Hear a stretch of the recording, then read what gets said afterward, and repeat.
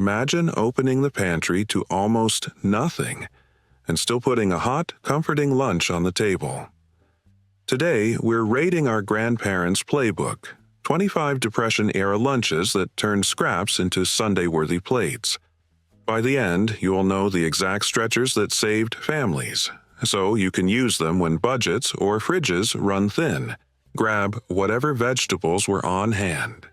Carrots, potatoes, celery, anything that had not completely gone soft. The beauty of this soup was its no-fuss nature from start to finish. Folks during the Great Depression were not trying to recreate restaurant dishes. They wanted simple, homey nourishment. There was not so much a strict recipe as there was a rough method. You could throw in beans, a handful of pasta, or that half-used zucchini you had been eyeing in the pantry. The foundation was plain broth, a couple of herbs, and some salt. Even if you were not a skilled cook, that did not matter. Chop the vegetables, drop them into a pot, and let them simmer. Suddenly, you had a meal that could stretch to feed a family for days. Your kitchen would smell as if you had been laboring over lunch for hours, though really the stove was doing the heavy lifting. Rustic vegetable soup was inexpensive, nutritious, and an excellent way to use odds and ends before they spoiled. So the next time your vegetable drawer looks dire, remember that rustic vegetable soup can rescue your grocery budget. Savory grilled cheese sandwich. The savory grilled cheese sandwich was the Depression-era comfort food that somehow made the simplest meal feel indulgent, like you were getting a feast. With just bread and cheese, you could make a warm, melty sandwich that lifted your spirits and offered real comfort in hard times. Bread was inexpensive and cheese was a treat, but a little cheese went a long way when you fried it between two slices of bread. The trick to a great grilled cheese was in the toasting. You would butter the bread or use whatever fat was on hand. Lard worked fine, and fry it in a hot pan until it turned golden brown and crisp. The cheese melted inside, creating a gooey center that helps explain why this sandwich is still beloved today. Even though the ingredients were simple, if you were lucky you could add extras like tomatoes or onions. But even plain, a grilled cheese was a crowd pleaser, quick, easy, and most importantly, cheap. It was perfect for lunch or dinner, and you did not need much to make it satisfying. In hard times, a grilled cheese sandwich offered a small slice of comfort, showing that the simplest ingredients could come together into something tasty. Tomato soup with rice. Tomato soup with rice was a Depression-era lunch that married plainness with a lot of comfort. You did not need much to make it, just a can of tomatoes or even water and tomato paste, a handful of rice, and whatever seasonings you had on hand. This was the perfect meal for a cold, rainy day when you wanted something warm and filling that could stretch ingredients and make them last for a week. Rice was the central player. It bulked up the soup, turning a thin tomato broth into something more substantial. With rice, a little went a long way, transforming what might have been a sad bowl of red water into a meal that actually felt like food. Rice was also very cheap, so adding it meant a small pot of soup could feed the whole family. And while the dish was not gourmet, you could still make it feel special. A few small tricks, like a pinch of sugar to cut the acidity or a pinch of garlic powder for a little zip, made a difference. Tomato soup with rice was the kind of food that saw you through hard times without making you feel deprived. It was simple, satisfying, and budget-friendly. Baked apples with cinnamon. While we are talking about sweets, baked apples with cinnamon deserve mention. They were the quintessential Depression-era dessert, a way to make a few apples feel comforting and indulgent. Apples were fairly cheap and usually on hand, and baking them with a sprinkle of cinnamon turned them into something that felt special. Preparing baked apples was straightforward. Core the apples, place them in a dish, and fill the centers with a mix of cinnamon sugar and perhaps a little butter if you had it. Then put them in the oven. Soon your home would smell like a small bakery. As the apples softened, their natural sweetness mixed with the cinnamon to create a dish that seemed far more luxurious than its humble ingredients suggested. This dessert required very few things but offered a large reward. It was warm, tasty, and made you feel like you were enjoying something truly nice even during hard times. Served plain or with a bit of cream when available, baked apples with cinnamon were a modest pleasure that brightened the table without emptying the pantry. Fried corn fritters. Fried corn fritters were another Depression-era standby because they turned almost nothing into something satisfying. Cornmeal was cheap, filling, and adaptable, so when money was scarce, corn fritters were a common solution. All you needed was a little cornmeal, some flour, water, or milk, and an egg if you could spare one. Mix the ingredients, fry spoonfuls in oil, and lunch was ready. These fritters were a wonderful way to turn basic pantry staples into something satisfying. They came out crisp on the outside, tender inside, and full of flavor. Because cornmeal was inexpensive, you could make a batch without worrying about the cost. You could also toss in whatever you had around the kitchen to stretch the batter and add nutrition. Any leftover vegetables or bits of cheese made the fritters tastier and more comforting. Corn fritters felt like proof that even during hard times you could take a few simple items and turn them into something delicious and resourceful. Depression-era mac and cheese. Depression-era mac and cheese was another thrifty comfort dish that made you feel like you were getting something special for very little money. Unlike many modern versions loaded with fancy, costly cheeses, the original was about making do with the essentials: boxed pasta, some milk, and, if you were fortunate, a little cheese. But do not expect the gooey, ultra-cheesy casserole we think of today. It was a modest, lightly cheesy dish meant to fill you up. The key was stretching the small amount of cheese as thinly as possible. People would thin it with milk or even water, and when funds were extremely tight, they would use flour to make a roux, a mixture of flour and fat used to thicken sauces. It was far from gourmet, yet it was cheap and, most importantly, it was food. Even with such limited ingredients, that simple mac and cheese pleased a crowd, especially children who were just happy to have pasta. In short, Depression-era mac and cheese was a clever way to turn a few plain items into a meal that felt indulgent, even if it was a long way from today's extravaganzas.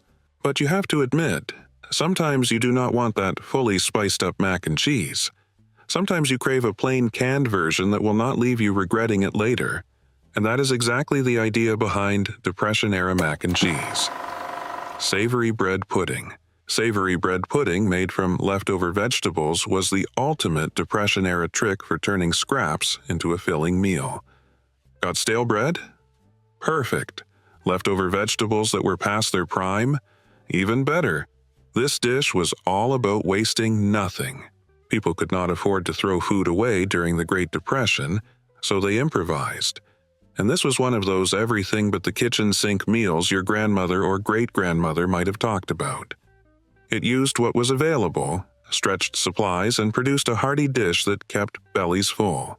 To make it, you tore stale bread into pieces, mixed it with eggs and milk, and added whatever leftover vegetables were around.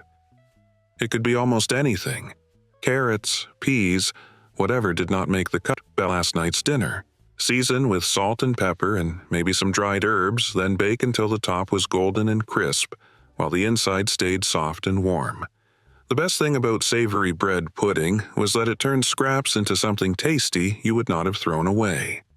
During the Great Depression, wastefulness was not an option. Stale bread became a cozy dish that tasted like more work went into it than actually did. Even in hard times, this recipe showed you could make a meal from practically nothing. Spaghetti with garlic and olive oil. Spaghetti with garlic and olive oil was another Depression-era favorite that proved you could make a delicious plate from only 3 ingredients: spaghetti, garlic, and olive oil. It let you create a dish that felt a little elegant without spending much. Boil the spaghetti, then toss it in a pan with sizzling garlic and olive oil, and in seconds your house smelled like an Italian restaurant. You might not have had meat or a tomato sauce, but garlic carried the dish. Olive oil gave the noodles a silky coating, while the garlic supplied the savory punch that made the simplicity easy to forgive. If you could afford it, you might sprinkle on some Parmesan or red pepper flakes, but even without extras, the pasta satisfied. This dish was a go-to because it was cheap, quick, and proved that sometimes less is more. Deviled eggs. Deviled eggs with pickles were a treat that turned humble ingredients into something delicious. Back in the day, eggs were an inexpensive, reliable source of protein, and if you had a jar of pickles, you were already close to making something a bit fancier by 1930 standards. Making deviled eggs was not complicated. Hard-boil the eggs, scoop out the yolks, mix them with a little mayonnaise, mustard, and the thing that pulled it all together, pickles. The pickles gave a crunch that turned ordinary eggs into a party nibble. The trick was simply surviving another day on a shoestring budget. People liked deviled eggs because they felt like a treat even when money was tight. The pickles supplied that extra pop, a small surprise of flavor in the middle of the egg. It was also an excellent way to stretch a meal. Eggs were filling and worked well for families making do with limited supplies. Whether served at lunch or as a snack, deviled eggs with pickles were a zesty, fun way to make a plain ingredient feel special. Carrot and potato hash. Carrot and potato hash was a Depression-era mainstay that made the most of two cheap, sturdy vegetables. Potatoes filled you up, while carrots contributed a touch of sweetness to keep things from being monotonous. This dish was ideal for stretching a tight budget because both ingredients were very inexpensive, kept well, and were common in almost every kitchen. Preparation was straightforward. Chop the vegetables, toss them in a hot pan, and fry until golden and crisp. It was simple, but the mix of tender potatoes and lightly caramelized carrots produced a comforting, tasty dish. If you happened to have an onion, it could be added for more depth. The beauty of carrot and potato hash is its flexibility. You could eat it by itself or top it with an egg for extra protein. In any case, it was filling, warm, and satisfying. Exactly what people needed to keep going in hard times. Onion and potato frittata. It was not the flashiest dish, but it did the job, and sometimes that was all that mattered. Onion and potato frittata became a daily favorite because it turned very basic ingredients into something that felt a bit special. Potatoes were inexpensive and filling, while onions brought the extra flavor. The charm of a frittata lay in how simple it was. Slice potatoes and onions, fry them until they turned golden, then pour beaten eggs over everything. Cook until the eggs set, and you had a substantial savory dish suitable for any meal. It was also a recipe that could feed a crowd. If you happened to have some cheese around, you would be the most popular person at lunch. It was an easy way to make a meal feel complete without using costly ingredients. This frittata was incredibly flexible. You could toss in whatever vegetables or leftovers were on hand. Whether served for breakfast, lunch, or dinner, onion and potato frittata was a dependable choice that stretched limited supplies and left everyone satisfied. It showed how a little imagination could change the household food situation. Rice pudding with raisins. Switching gears to something sweet. Rice pudding with raisins was a Depression-era solution for a comforting dessert made from nearly nothing. Leftover rice, milk or water, some sugar, and a handful of raisins were all it took to give children a sweet treat. The transformation happened as the rice simmered down into a creamy, pudding-like texture, turning a plain ingredient into something that felt indulgent. Raisins played the starring role. They lent just the right bit of flavor and texture, making the dish taste fancier than it really was. I really admire the resolve of our ancestors who managed to eat foods like this. Do not get me wrong, I like rice pudding, but raisins? No way, not a chance. The best thing about rice pudding is how adaptable the recipe can be. If you were like me and raisins were not your thing, you could simply dust it with cinnamon. Or, if you felt a bit fancy, add a splash of vanilla. For families wanting a warm, sweet, and filling dessert, rice pudding with raisins was an ideal choice. It satisfied nearly every craving for something sweet while costing very little, which made it a staple in many homes. It was also easy to prepare, so even children could take part and help stir the pot. Some of those children are now our grandparents, and it is lovely to have grandparents passing those same recipes down to us. Quick poll. If your pantry looked like theirs, which dish here would you make first, And what one little make-do trick would you use to stretch it? Fried rice with vegetables. Fried rice with vegetables was the ultimate Depression-era trick for turning leftovers into something exciting again. Day-old rice made the perfect base because it was inexpensive, filling, and easy to stretch. Just like rice pudding with raisins, rice stole the spotlight here. You would gather whatever vegetables were available, carrots, peas, onions, or anything close to its use by date, toss them into a hot pan with a splash of oil and fry everything until it turned golden and smelled amazing. Nothing, and I do mean nothing, was wasted. This dish was all about getting the most out of what you had on hand. It did not matter if the vegetables were a little past their best. Once they hit the pan, they were revived.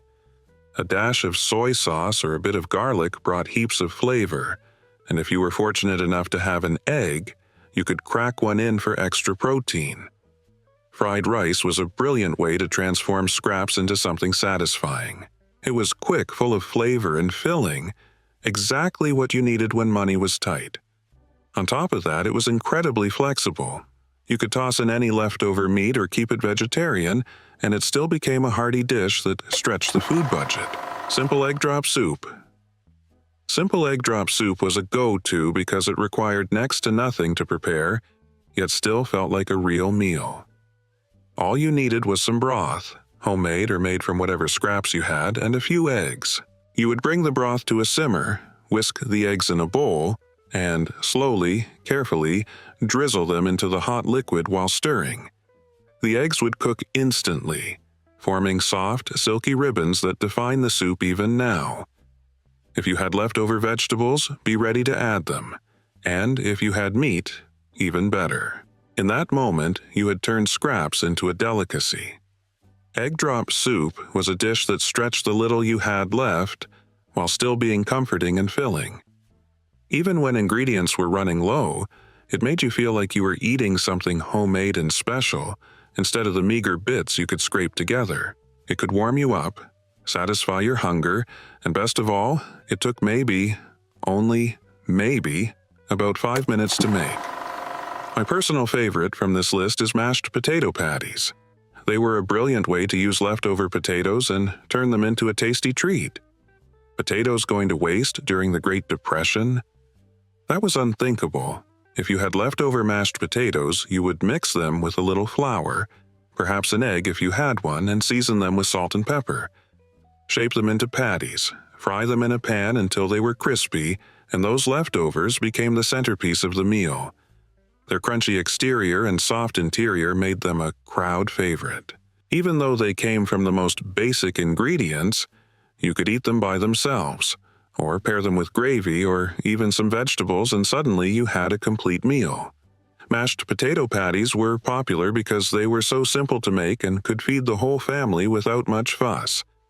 Who does not like fried potatoes? I know one person who does. Not me, my mother. Anything fried was banned from her kitchen, so we did not get potato patties. Well, that is not entirely accurate. We did have them, but they were oven-baked. I tolerated them. I was just resentful that they were not fried. Fried potato patties were crispy, deeply satisfying, and a clever way to breathe new life into a pantry staple, the humble potato. Homemade vegetable pancakes were another Depression-era favorite, useful for stretching thin ingredients. That is the charm of pancakes in general. You could toss in almost anything you had on hand, from vegetables and fruits to nuts and even chocolate. For the vegetable versions, people usually relied on carrots, potatoes, onions, and zucchinis. They were an excellent way to put something warm and substantial on the table without needing many components. Easy to make, inexpensive, and brimming with flavor from the caramelized vegetables, they fit breakfast, lunch, or dinner because of their flexibility. And they were a clever trick to get kids to eat their vegetables. Anything in pancake form disappears in seconds. These homemade vegetable pancakes are a good example of how inventive people could be during hard times. On top of that, they were enjoyable to prepare and even more enjoyable to eat. Let us take a moment to admire the mothers of the previous century. Resourceful, relentless in their efforts to keep their children healthy and content, always busy, always striving to produce the best possible meals for whole families. These vegetable pancakes are a perfect testament to that spirit. I mean, just the thought of stuffing vegetables into pancakes makes my stomach feel funny. But when your pantry held mostly vegetables, you made do. Sweet potato bisque. Sweet potato bisque was a Depression-era recipe that turned the simplest ingredients into something rich, comforting, and a little special. Sweet potatoes were inexpensive, filling, and full of nutrients, so they were a common staple. To prepare this bisque, you boiled the sweet potatoes, mashed them, and thinned them with water or milk until the soup was silky and smooth. A pinch of salt, a grind of pepper, and perhaps a dusting of cinnamon finished it off, and you had a bowl that warmed you from the inside out. What made sweet potato bisque so satisfying was how much it gave for so little expense. The potato's natural sweetness supplied depth of flavor without any pricey add-ins, and the creamy mouthfeel made it feel indulgent. Served alone or with a slice of bread, it was the perfect way to feel full during hard times. Simple and hearty, it provided warmth, nourishment, and comfort. It remains popular today and has interestingly become a bit of a luxury. You see it on menus at upscale restaurants, whether presented as a side or as a main course. And by that I mean it shows up on those enormous plates with just a tiny scatter of food in the center, which costs more than my shoes. But never mind that. It was, and still is, a fall staple. Fried green tomatoes. No, I'm not referring to the movie from 1991. They were another Depression-era favorite that took something as plain as unripe tomatoes and turned it into a crisp, tasty treat. Unripe tomatoes were common, and instead of wasting them, people fried them. To make them, you sliced the tomatoes, dredged the pieces in cornmeal or flour, and fried them until they were golden and crunchy. The result was a lovely contrast of tang and crunch. The slight bitterness of the green tomatoes was offset by the crunchy cornmeal coating, which somehow made them oddly addictive. They were a handy way to get children to eat some vegetables and to give their bodies nourishing food. On top of that, they were very inexpensive to make, using items most households already had. Fried green tomatoes offered a simple way to bring variety to meals during the Depression. To me, this dish stands out as almost unbelievable. It is one thing to use up old produce that is on its last legs, but choosing to eat unripe fruits and vegetables, that crosses into another level. Still, the dish illustrates how far people would go to survive in tough times. Baked potato bar. The baked potato bar was another Depression-era gem that turned a plain potato into a meal people could tailor to their tastes. Potatoes were among the cheapest foods available then, so they were easy to obtain and made an ideal base. You would bake a batch of potatoes until they were soft and fluffy, then lay out whatever toppings you could muster: butter, leftover vegetables, a dusting of cheese, or even some canned beans. Anything that could transform a simple spud into something more exciting. This do-it-yourself setup let each family member customize their plate, which made mealtime more enjoyable despite limited resources. The real strength of the baked potato is that it served as a blank canvas. You could add whatever seemed right, so even eating potatoes frequently did not become monotonous. A baked potato bar was the ultimate budget-friendly meal that gave people a little control over lunch, about as much control as one could have during the Great Depression. Cabbage and potato stew. Cabbage and potato stew was another Depression-era lifesaver that filled stomachs without emptying pockets. Cabbage was cheap, and adding potatoes gave the starchy heartiness that turned this stew into a stick-to-your-ribs meal. You chopped the cabbage and potatoes, dropped them into a large pot with water or broth, and let everything simmer until it was soft and flavorful. If there was a carrot or an onion around, you added that too. It could only help. This stew was not meant to be glamorous, but it did what mattered. Did it fill you up? Yes, it accomplished its purpose. One pot could feed the whole family while costing almost nothing. And the best part, if you ask me, was that the big batch you made yesterday tasted even better the next day. In hard times, cabbage and potato stew was the very definition of comfort food. Not fancy, but nourishing, satisfying, and a way to stretch simple ingredients. Cabbage kept for days, so this dish often became a household staple when money was tight. Chickpea salad. Chickpea salad was the Depression-era version of a light, protein-packed lunch that would not break the bank. Chickpeas were inexpensive and easy to store, and mixed with a few pantry staples, they became the surprising star of a tasty salad. All you needed were some canned or cooked chickpeas and a bit of oil, vinegar, and whatever vegetables or herbs were on hand. If you had onion, celery, or even a tomato, chop them up and toss them in. The result felt refreshing yet filling. The chickpeas supplied protein and fiber, while the oil and vinegar dressing pulled it all together with a little zing. Serve the salad as a side or slap it between slices of bread and call it a sandwich. It was perfect when you wanted a quick meal with no cooking, budget-friendly, and full of nutrients. It is no wonder people still enjoy chickpeas today and work them into their regular meals. It was, and remains, one of those dishes that made you feel virtuous about eating, even when the pantry was running low.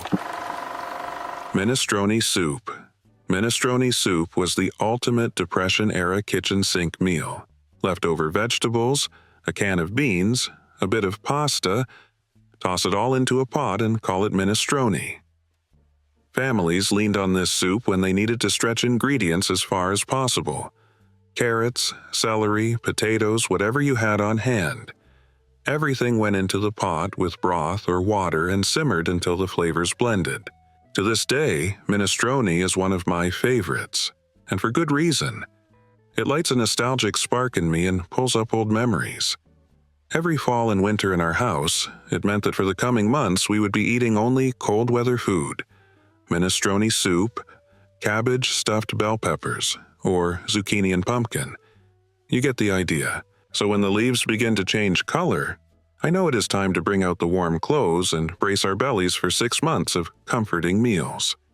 It is no accident that this is the most beautiful time of year. Back to the soup. It was hearty and filling, packed with nutrients, and incredibly adaptable. The charm of minestrone was that no two pots were ever exactly alike, yet they were always satisfying. It fed a crowd on a shoestring and truthfully improved after a day in the fridge. Shifting away from my all-time favorite and toward something a bit less, I do not want to be harsh, so I will refrain from saying more, but it is fair to say that I am not a fan of the next one. Vegetable stir-fry with rice. It used to be a go-to because it cost next to nothing and let you use up leftovers. The idea was straightforward. Grab a handful of vegetables, carrots, cabbage, onions, or whatever else was on hand, slice them up, and toss them into a hot pan with a little oil. Stir-fry everything until it was crisp, tender, and then serve it over rice for a satisfying meal. Rice made the perfect foundation. Cheap and able to stretch a little food a long way. The vegetables brought color, texture, and some real nutritional value, so the plate felt a bit special without much expense or effort. If you were fortunate enough to have soy sauce or some spices, you could boost the flavor, but even just salt and pepper made the stir-fry do its job. There was something slightly upscale about the dish because it came together so quickly and tasted good even when the pantry was nearly bare. As I mentioned, cabbage was one of those winter staples that added comfort to the table, and that reminds us of cabbage rolls. Cabbage leaves served as wrappers for a filling of rice and onions, and sometimes ground meat, though in Depression times the filling was often only rice and whatever vegetables were available. Once rolled, the cabbage parcels were simmered in a simple tomato sauce, which made them tender and added flavor. They were an excellent way to make a small amount of food feed a family. Cabbage was inexpensive and plentiful, and rice was filling, so even a sparse filling left the meal feeling substantial. The tomato sauce prevented the dish from seeming dry. This preparation remains popular in the East, though under a different name: sarma. Sarma is a traditional dish in Eastern countries such as Serbia, Montenegro, Bosnia and Herzegovina, and others, and there it is certainly not viewed as cheap. It is considered a true delicacy in those regions, and people proudly prepare it for major and meaningful holidays. It is curious how some dishes can be seen as both a luxury and a frugal choice in tougher times. To wrap up with a warm embrace, let us talk about potato leek soup. This soup turned simple staples into a velvety, soothing meal. Leeks brought a gentle onion-like note that paired well with the mild flavor of potatoes. You would first sauté the leeks, add chopped potatoes, and simmer them in water or broth until tender. Then you would mash or blend the mixture to create a creamy, rich soup without needing cream. It was ideal for cold days when you were craving something to warm you through. It was also an excellent way to use up any leeks or potatoes on hand. And like many Depression-era recipes, it was flexible. No leeks? Use onions. No broth for the soup? You have water, right? There was really no excuse not to make this tasty dish. Potato leek soup was a comforting bowl that made you feel indulged, even when the ingredients were modest. If these Depression-era tricks gave you ideas, or memories, stay with us. Tap like, subscribe, and share. More true kitchen stories and thrifty meals are on the way. But before we close, let me tell you a little kitchen story that repeats in so many families it might as well be a hymn. The cupboard looked thin.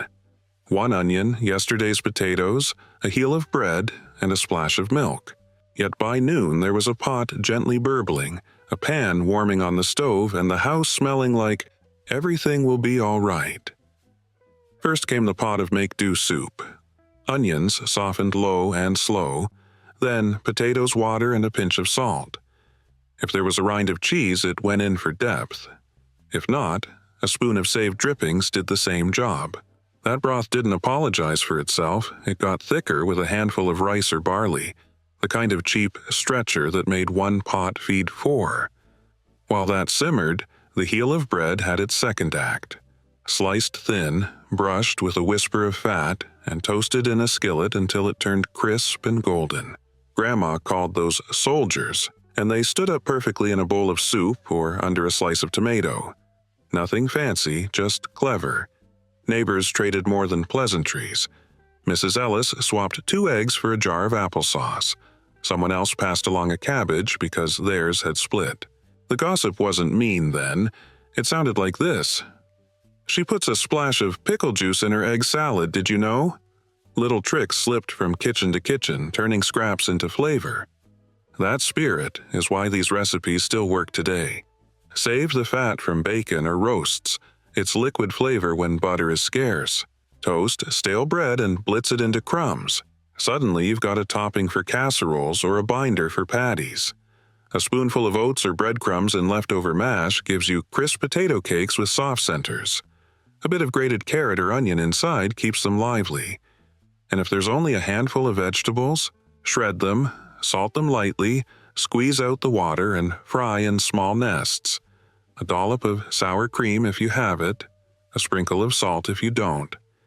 It feels like abundance because it's warm, it's crisp, and someone made it with care. The quiet truth running through all of this is dignity. Lunch wasn't just cheap, it was thoughtful. You didn't announce what you lacked. You cooked what you had so well that no one asked the question. A bowl that steamed, a crust that crackled, a table that felt tended. Maybe that's why these dishes sit in our bones. They're not relics, they're reminders. You can feed people with patience, with a plan, and with the smallest things. And when the pot comes to the table, humble, generous, and enough, you can almost hear the past pulling up a chair.